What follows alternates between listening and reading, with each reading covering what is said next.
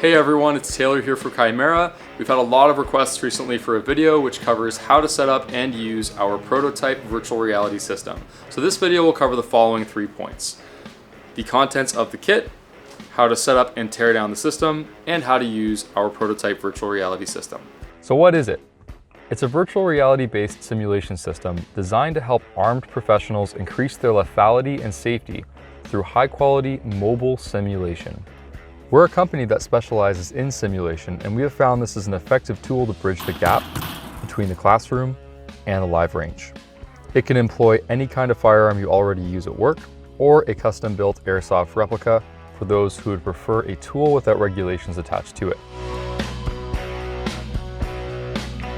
So what does the kit come with? You're going to require a headset, for which you can use either an Oculus Quest or an HTC Vive Pro. Those are the headsets we recommend. The Vive Pro will also require an external backpack computer, base stations, and a little bit additional setup. With your setup, you're going to want your rifle and your pistol. As I said, you can use your rifle, or we can give you a custom-built airsoft replica. How do you set it up? 3 steps. Turn on all the equipment. So that includes the headset, any external computers, base stations, and your firearms. For the Oculus Quest, it's really easy. Just press the button on the side that turns on the headset, and then shoot your firearm to turn on the firearm.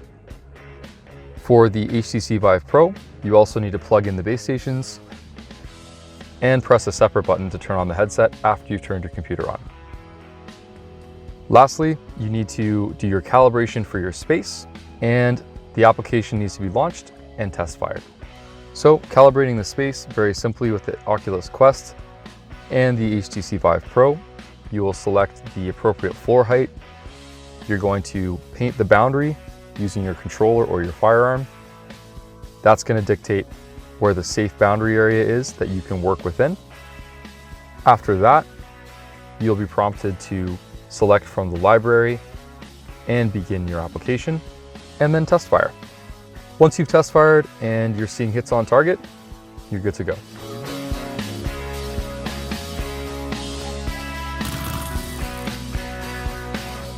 Now that you have your system set up, what can you do with it?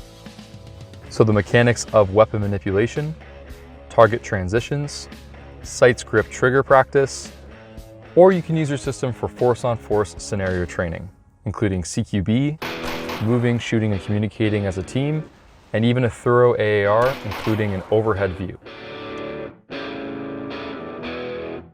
If you found this video helpful, or if you think we missed anything, please leave us a note and we'll happily break it down in a separate video. Thanks for watching.